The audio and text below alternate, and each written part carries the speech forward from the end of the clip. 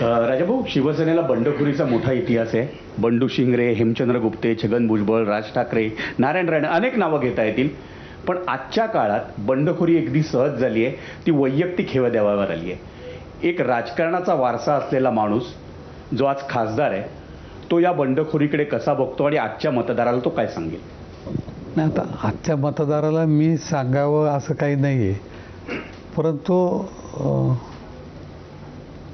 मला असं वाटतं की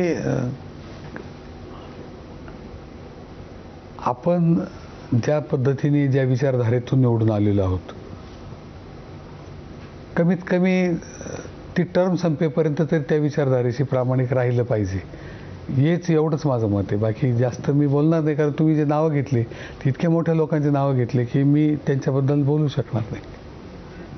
पण आज एक खासदार म्हणून तुमचं एक स्वतःचं मत आहे. का घडतंय? म्हणजे तुम्ही तर तिथे आहात, तुमच्या आजूबाजूला हे घडतंय.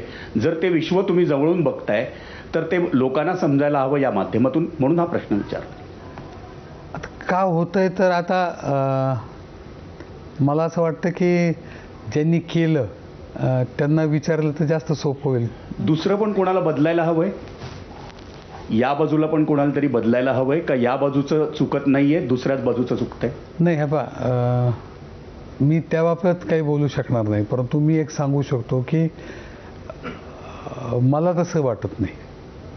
कुणाला काय वाटतं हा प्रत्येकाचं वैयक्तिक मत बरोबर, आहे. हे तुमचं मत. मला वाटतं आता असं काही वाटतं, मला काही कारण नाही. नाही, पण याच्यातलं सगळ्यात महत्त्वाचं जे कारण सांगितलं गेलं आत्ता, दर खेपेला कारणं सांगितली जातात आणि काहीतरी निमित्त शोधली जातात. या खेपेला असं आहे की विकासाचा निधीच मिळत नाही.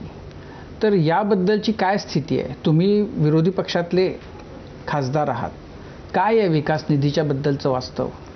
याच्यात आम्हाला खासदार म्हणून जो खासदार निधी मिळतो, ज्याला आपण त्यांच्या ह्याच्यात MP लॅड म्हणतात, MP लोकल